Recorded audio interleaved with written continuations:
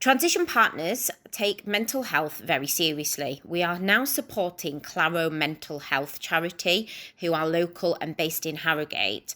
We are working closely with Richard Kenny, who is the IT director at TechBuyer. Claro operates as a commercial workshop making goods for businesses which enable those with long-term mental health conditions to function in a voluntary real work environment. We would love it if you can join us in supporting this amazing cause and charity and donate what you can. Any amount would be greatly appreciated. Thank you very much, and thanks to all our listeners.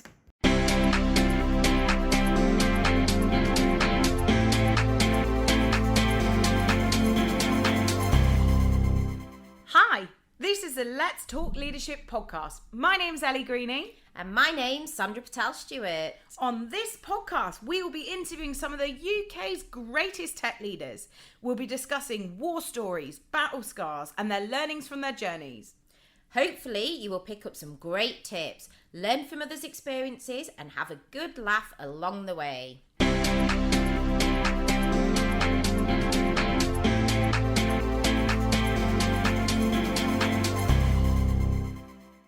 Hello and welcome to the Let's Talk Leadership podcast. So today we are very excited to have Chad Jennings on the show. So Chad is the VP of Product and Design at AMBOSS over in Berlin.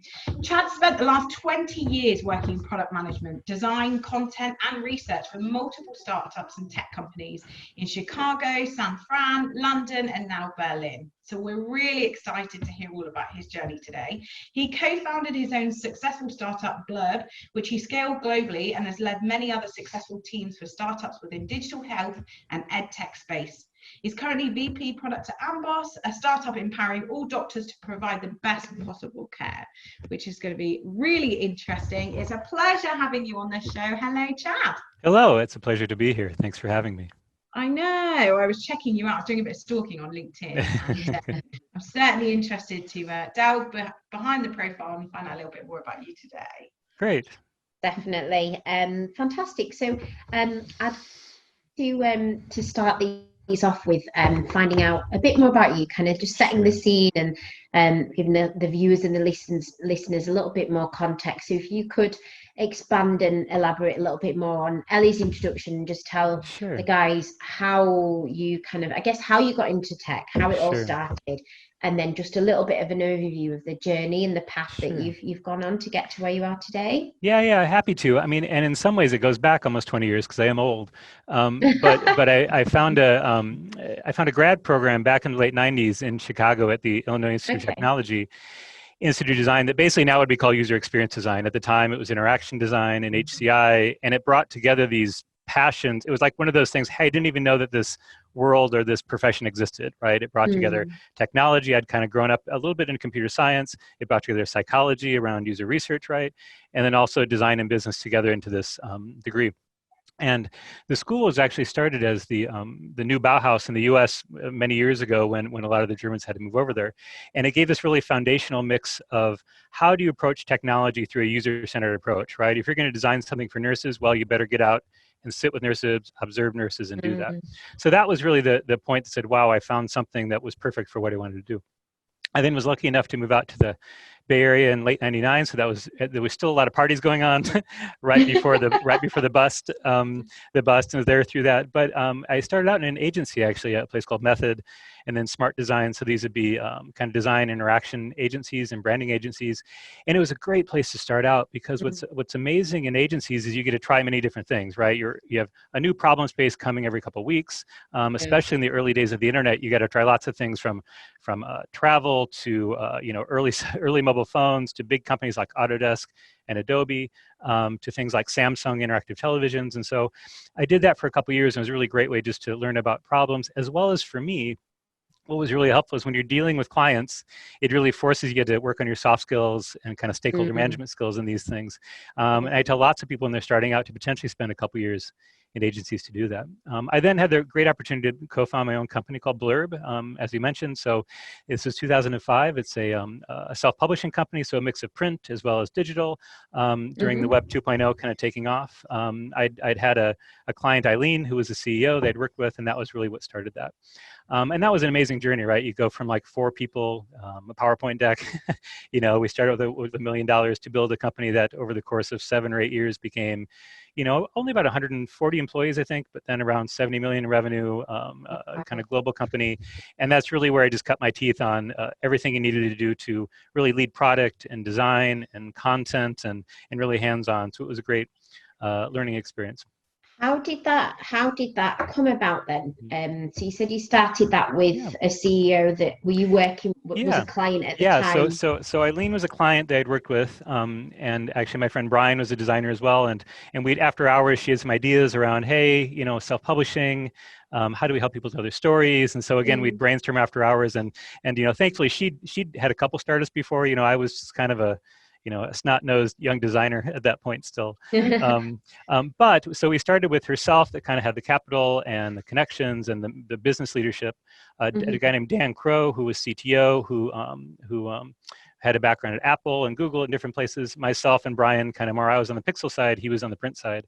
And I think we just kind of got lucky a little bit because kind of right place, right time, a place where we made it really easy for people to create books and beautiful books, and set up kind of a two-sided marketplace. And so the Web 2.0 was taking off at that point, and helped us really grow the company.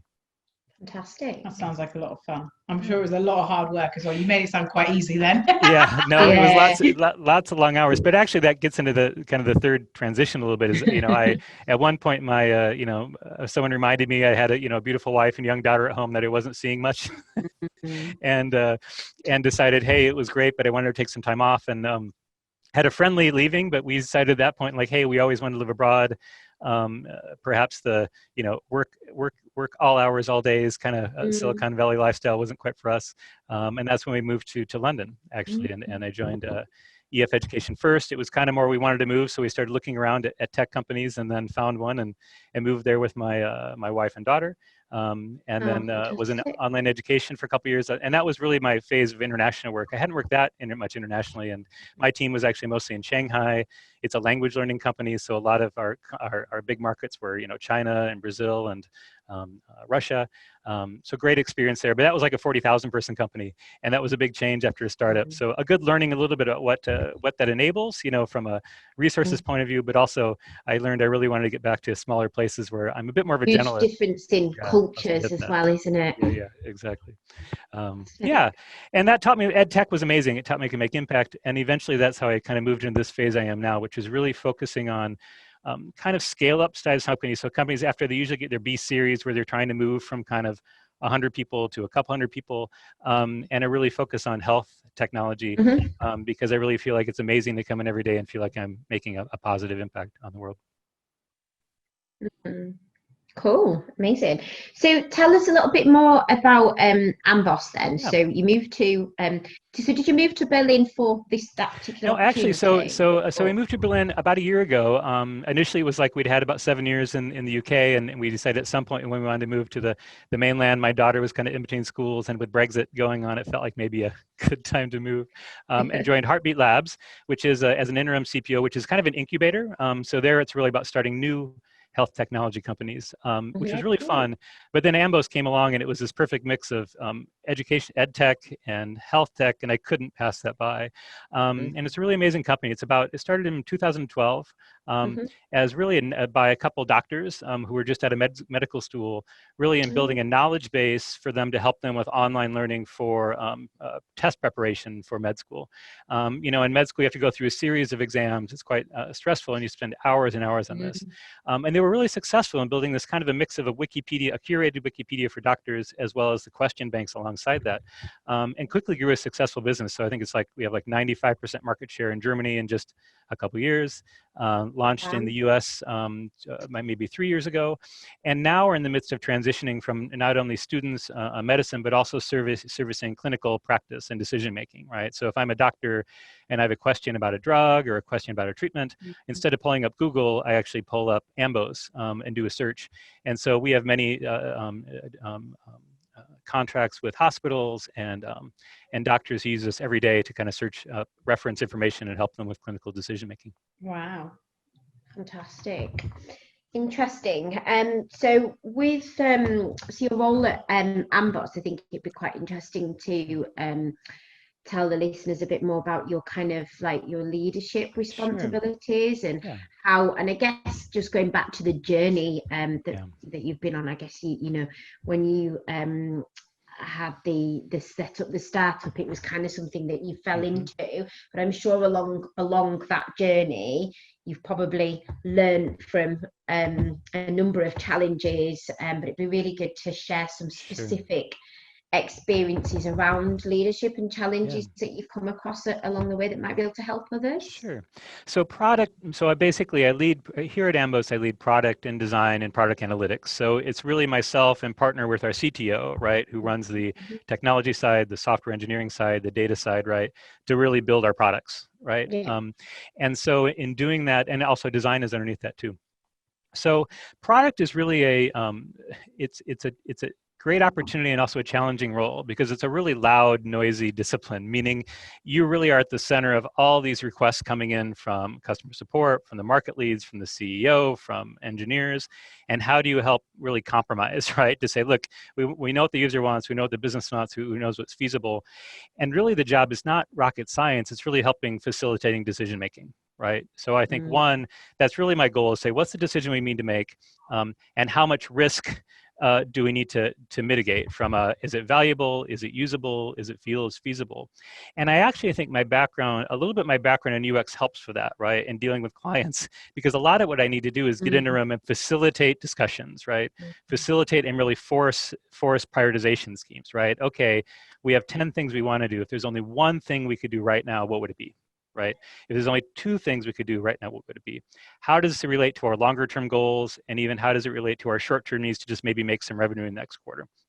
So a lot of what my job is, frankly, is trying to help people make decisions so we can move forward and try to figure out when do we need to do more research and when do we need to say, okay, we know as much as we can know at this point and to move forward.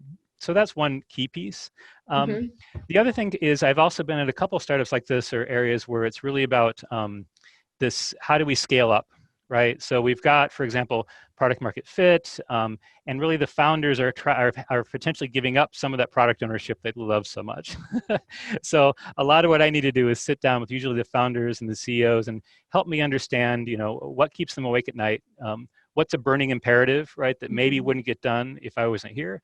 And when you first join, really say, okay, I'm here to also help the executive team make decisions too, not just the product organization. So those are a couple, and that continues to be a really big challenge, especially in joining new companies. And the final thing I deal a lot with now that is, okay, we want to scale. For example, at AMBOSS, we could easily from our funding, have 5 or 6 more cross-discipline teams to build things, right? Yeah. But we can't just do that, right? Because we'd kind of fall over. So what do we need to put in place? It's not only processes, but sometimes it's who do we need to hire? What's the leadership level we need? It's a bit of organizational design to say, how do we get a couple teams working really well? And then how do we put the processes in place to, okay, now let's build a whole new team, right? Because that actually means hiring potentially 6 to 10 new people, including engineers, designers, QA, product managers to build that out. So a lot of what I do is also work on organizational design. So I want to dig a little deeper on your leadership experience. And it sounds like you really learn a lot from your time building Blurb and scaling out Blurb itself and got a lot of leadership experience from, did you say it was Elaine? Yeah. In the business. Yeah. So I'd love to find out a little bit more about that leadership journey and your leadership style, how that's adapted over the years, your biggest learnings, and how your team would describe you today. Sure. Yeah. So I think, initially my leadership style, especially coming from design, it tends to be one where you take a step back and look at the overall picture, right? And I think especially if you think about, there's a practice called service design, which is, hey, okay, how do we take different target groups? So for us, it's physicians and students that have different needs, and how do they map this end-to-end service experience, right? So for Blurb, we had we had apps you would download and make books. We had a marketplace you would sell them in. We also had physical delivery. We also had manufacturing, right? And so one of my leadership approaches is to really say, okay, let's visualize this end-to-end journey and how that impacts the user, and then how that ties back to the business KPIs, right? So conversion rate, retention rate, and these type of things. And so the leadership style there is one, it's very user-centered, right? Let's make sure we're talking about who our customers are and what their needs are. And I always tend to ask really big questions about, okay, who are our non-customers, right? Because there's far more non-customers out there than customers, right? And what do they need and how do we understand them? And that's where growth comes from. So part of my role in most leadership teams is to really be the representative of the end customer. You know, if you have a CFO that represents finance and the CEO has to do these things, that's my job, is I sit in there and try to be the person that brings empathy into the room. The second thing I learned, you know, is that highly collaborative style that you need when you're a consultant only goes too far when you're a leader and you have to really make decisions, right? And that was sometimes a hard decision for me, a hard journey for me to say, okay, look, we aren't going to know everything, right? We can't know everything. We need to make a decision, and a decision today instead of 3 weeks from now really can make a difference when you're in a startup, right? So you kind of have to accept that, one, you're always going to have questions. There's always going to be risks. But if you can approach it in an iterative learning fashion, okay, what can we test to help validate what we have? What can we test next? And that's not only in product, it's also with marketing, it's also with advertising. And now this experimental approach is quite common. But that was a big learning for me at Blurb. It sounds like you take a really holistic approach to leadership. Yeah. I think the other thing is, for me, I guess there's a difference between leadership and having to do with how we lead the business, right? And leadership with how I manage a team, right? Yeah. And those are two different things. So in general, and how I think about the business, for me, purpose is important, right? Integrity, you know, I've got kind of giving from the States, I've got this kind of Midwestern humility, I think, which is important to say, look, it's not really about me, it's about what we're doing. Facilitation skills, I think, are key in this leadership role, and kind of being that coach leader that sets high expectations, but kind of helps you get there. Love that. You've worked in some of the most competitive tech markets in the world, and you've hired and scaled up teams. So I think a lot of people would be interested to find out a little bit more about that, how you've hired the right talent and how you've retained them in some super competitive markets. Yeah, so a really interesting example and an amazing experience for me is, so when I joined Babylon Health. So Babylon Health is a telemedicine and AI kind of chatbot company in London. We were around 400 people, I think, and over the course of the next 12 to 18 months, we grew to around 1,300 people. My team grew from about 7 to 70 during that time period. So it was a lot of like uber hyper growth hiring, which was really, really stressful. But it taught me a couple things. And I learned this from a president at EF Education at first, actually, Andrew, who said a couple things. He said, one, you want to hire the person you need a year from now, right? In a growing company, right? Because so if you're not ready for a director, you probably will be in a year now. So hire that person now, right? So for example, hiring a director of UX, hiring a director of product, and setting that's down high, especially given we were well funded, so we could do that. So that was one thing. Second is when you hire people, you also hire their network. Which is over and over again such a big thing. Like if you're hiring that many people, I know, for example, my friend Jane Austen, who has been my director and VP of UX at a couple places, she's an amazing speaker, has an amazing network, and I can hire her, and within 2 or 3 weeks, she has a set of other designers and other researchers she can bring on board. That passion. So those two things really help scale and retain. I think scale and get talent. For retaining talent, I mean, in some ways, I think it comes back to, Daniel Pink has his book about drive that talks about, I think, purpose, autonomy, and mastery, right? So meaning, hey, do people come in a day and really have a sense of purpose? One, that's actually quite easy at health tech companies, right? Yeah. Like, we know we come in, we are helping doctors make decisions that will save lives. So that's easier, and maybe it's sometimes harder when you're at maybe a fintech company or something like that where you have to translate that. So that's one. So that's, I have found as I move to health tech that it makes recruiting a lot easier, right?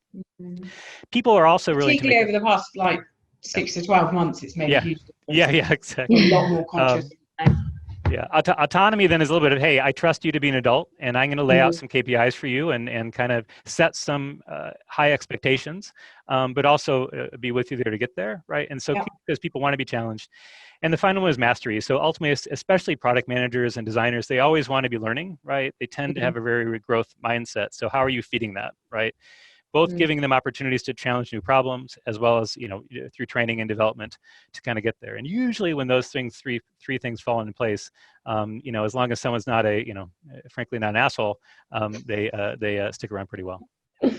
Fantastic. I've one of my questions actually I was going to ask a little bit further on, but I'm going to ask it now because you mentioned about the Daniel Pink book around the drive and the people, which I've just written that down actually because I might look into that. I'm starting to. I've had a bit of time off reading and theory, and I'm starting to start reading some leadership books again. Yeah. But are there any other courses, conferences, events, online material or books that you would recommend from a leadership point of view, from coaching, but also maybe startups, scale-ups that our listeners might be interested in? Oh, yeah, for sure. Let me think about that. It's a little less about, a lot of the books I read tend to be a little bit about how we approach decision making and things like that. So for example, there's a book called The Art of Thinking Clearly by, Rolf Dobely, I think that's right. But basically it's these 99 chapters on different cognitive biases that everyone has. And from a product and design point of view, knowing about things like this really help us understand how do our biases, not only inform how we make decisions, but how our product does things. So that's a key thing. For example, they talk about survivorship bias there that says, hey, we tend to focus on what's in front of us, right? And the people who make it through some aspect. So in digital technologies, we actually recognize, hey, only about 3% of people that come actually convert, but usually spend all of our time focusing on this 3%, not the 97% that didn't come in, right? Because we have survivorship bias. Another one from a leadership point of view, especially if you're getting into organizational design, there's a book by Peter Meerholz called The Design of Design Organizations. And even though it's focused on design org specifically, I think it has lots of learnings about different ways to grow and scale cross-discipline teams, whether it's in marketing or engineering, right? And the different phases people go through, especially, and what's unique in kind of product development is you're really made up of a lot of cross-discipline teams, right? You have to lead a team that includes 5 or 6 different functions across different chapters, and how do you get people to come together around that? And the final one would be the one that had the biggest impact on me, that again is, I think, for anyone that's in digital technologies, by Marty Kagan. It's called Inspired, Building Products. And it's originally in 2008, so it was the one when I was at Blurb trying to figure out, okay, how the heck do I do this, right? How do we grow a company? How did I get to this point where we have 130 people? And it really put some systems and definitions of kind of what modern agile product teams are made of. And that's the one when I talk to CEOs that are trying to build out a product function, that's the one I send over to them, right? Or, hey, what are the different roles, what's the difference between product marketing and marketing? What's the difference between product and engineering? Those are a couple I look at more than anything else. Fantastic. Brilliant. Some really great material there by the sounds of it. So the other thing I wanted to ask actually that I wasn't sure if it would come up whilst we talked about your journey and your experiences, but I noticed that you also do some voluntary work, don't you? And mentorship. So I'm not sure if it's something that you've set up or you're part of the network, but mentoring young women to get into tech. It'd be really interesting to find out a bit more about that, how that works, and how you've helped the wider tech community, because I think that's really interesting. Sure. Well, and I must say, there's never enough time to do it formally, as I say in startups. But yeah, in London, so I was part of a group called Ambitious Ladies in Tech, and they're basically, the goal is, it was run by a VC firm there, Octopus, I believe, there was basically you get partnered with a woman entrepreneur, right, or a designer. You need to work with them for a year, kind of on a monthly basis, to basically be a sounding board a bit, to help guide them and give them connections within the industry. So I've done that for a bit in London before moving to Berlin. And in AMBOSS is actually associated with Women Who Code here in Berlin as well.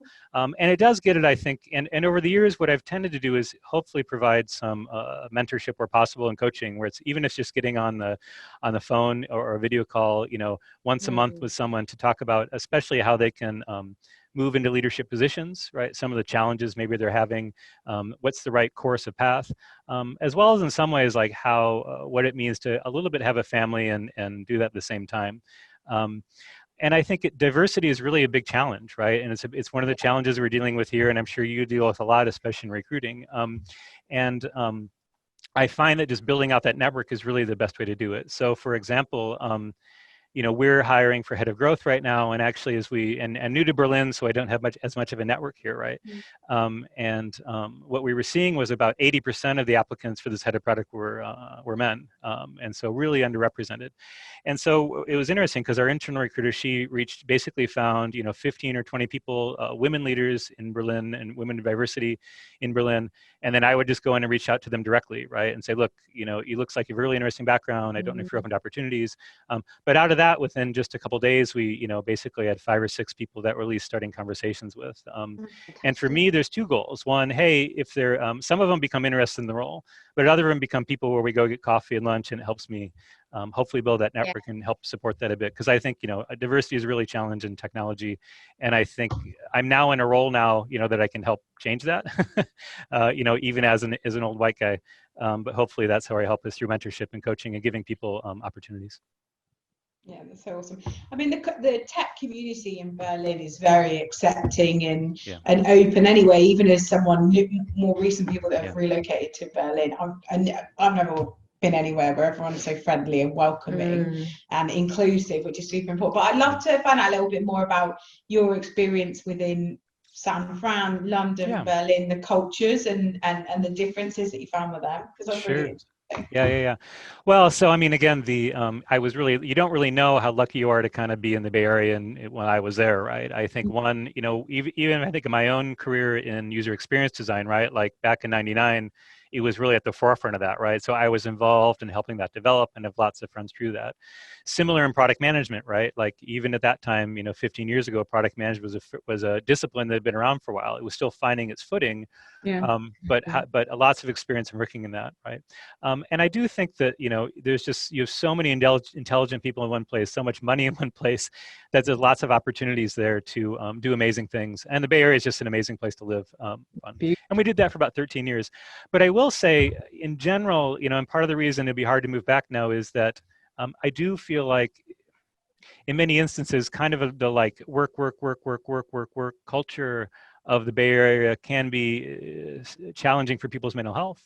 What sort of hours were you doing? Yeah. Oh, I mean, long hours, weekends hours. I mean, when you're in a startup, you're really into it, right? But I also felt it can be really negative for mental health, negative on my relationships, with my wife and not seeing my daughter so much. And so that also America's long hours anyway, isn't it? Yeah. And also, the other challenge is you don't get as much holiday, right? And I think what happens is, then people take long weekends, right? People don't take 2 weeks off or 3 weeks off. And for me personally, when I get 2 weeks off, I reset and I come up with some of my best ideas. And when I come back into work, I'm recharged and invigorated.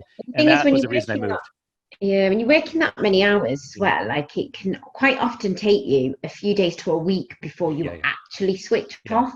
And then you need another few days or a week to enjoy that time, don't you, before you get yourself back into it all. But it also taught me a good learning, which I've kept now. And I think I think Marissa Mayer, who was CEO of Yahoo and Google, said this. And at one point, she talked about she would sit down and ask someone what was most important to them, right? And whatever was most important for them, it made sure they had to make time for it, right? So whether that was playing games with friends, and for me, it was being at home in time to basically help cook and have dinner with my daughter, especially when they're young, right? Because I go to sleep, and so whenever I have a job, even coming here, I'm like, look, if it's 5:30, I'll be up early and working, and if it's 5:30, I'm going to go home, going to help out, and then maybe I'll get back online, afterwards. But that's the most important thing for me, and I've kind of stood by that. And what's great is every place I work has been quite flexible with that, and kind of understanding. And I also that goes into my leadership role, where it talks about, hey, if you see what I'm doing, trying to balance this, it works well. You talked about London and Berlin. I think London is just it's such a energetic, amazing place to get involved with. And for me, there was a very international community there, even more so than the Bay Area, right? Bay Area is a bit of a bubble. There, where it's like, look, we're designing for multiple languages, right? You can take a train for whatever hours and be in France, and it's different language, different ways of doing things, right? So I think everyone in Europe has a general sense of forced empathy because you're always thrown in situations where there's different cultures to deal with. How do you talk to people? How do you engage with people that I don't think you get in the US? And it could be also challenging, but quite invigorating. So that was really something that was unique to me, as well as having to work with people from different backgrounds, right? Different ways of working, different religions, different approaches to how they communicate. Challenge. And finally, now they moved to Berlin. I mean, partially it's just, I think London's an amazing place. Berlin has a bit more, the lifestyle here is quite good in that it's still, the 3 million people largest city in Europe. But I can ride my bike to work. My daughter can walk to school. And I do think, to your point, it's a very engaging and open community because people are kind of in the same area and looking out for each other a bit. So here it's been much more easier to grab coffee and join meetups and things like that. People are really open for exchange. London, there's so much going on, right? And it's so hard to get between Chelsea and different places. It clamps down on it a bit. And the one final thing I want to say, because I think you had mentioned people talk about traveling and moving around, and I think when we did that in 2012, my daughter was 5, and it's easier. I just have, some people have larger families, but oh gosh, how's she going to deal with this? What about education? What about the move? And in our head, it was this big thing, but it was far easier than I ever thought it would be. It was much harder. And my wife and I, just from the logistics of getting credit cards and banks and things set up, versus my daughter that, got into different schools and made new friends. And now that I moved to Berlin, the same thing, right? I think people should probably be much more open to moving around and exploring things than maybe they are, especially as you get a family and a house and later in life. It maybe seems like it's harder, but it's quite good. There's so many exciting opportunities out there, isn't there? What about what do you think the future of tech is? Wow. Well, that's a big question. Gosh, where to start? Like one thing that you're really interested in at the moment. That yeah, for sure. I mean, there's a couple of things that really interest me. I mean, so there's a couple. I mean, so in health technology specifically, and I think you've had someone in health tech on the podcast before. So things like telemedicine. I mean, so I think COVID has tons of trouble, has tons of challenges, but it kind of shakes up the snow globe a bit, right, and resets how we do things, right? So, so for medicine, there's two things. So telemedicine, meaning my daughter. The fact that my daughter, when she grows up, thinking she'll go sit in some waiting room or in a hospital around other 6 people for hours at a time versus calling up a doctor on her phone for 10 minutes, it'll be just the new norm, right? So that's amazing. As well as the fact that, as we're all wearing things like Oura Rings and Fitbits, right, and collecting all this data, right? Right now, doctors don't know what to do with it, right? It's just almost overwhelming, right? So the fact that I can walk into my doctor and say, look, I actually have all my sleep data, or all my heart rate data, now all my blood oxygen data for the past year. In theory, that should transform how we think about preventative health, how we think about healthcare and pieces like this. It'll take a long time, I think, for the governments and the healthcare systems to kind of catch up, but that will really be transformative and is really exciting to me. And finally, of course, and this gets at the whole thing of like, if we had a hardware product and now we're in software product and now we're figuring out how data works, that is where, of course, things like data engineering and machine learning and AI plays a big difference, because I'm making so much data myself every day that individual people can't deal with it, right? So we need the machines to help us really make meaning out of that, and and for our purposes, it's not about replacing doctors at all. It's about barely assisting them and augmenting them with the tools they need. So that's what's really exciting for me when it comes to health technology. That's great, and it's such a crucial time. It's fantastic to know that the product's really helping, and what you're working on a day-to-day basis is really making a difference. So that's fantastic. It's been a pleasure having you on the podcast. We usually finish with one last question. Sure. And that's like, what have you got on the agenda? What's the next big plan for the next 6 months for you, 12 months? And what are you excited and bounding out of bed, getting on your bike and cycling to work? It can either be professional or personal.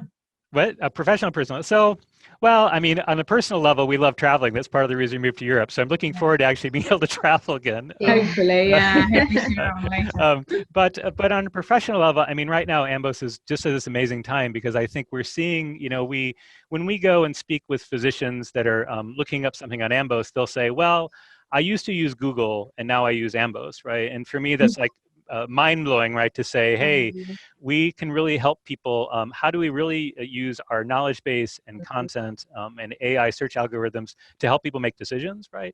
And that really is transformative to the company, right? So for me, working on a problem like that with the team here, gets me up in the morning because you can see there's such huge value there for doctors, as well as a huge value if we can really make the business work around that.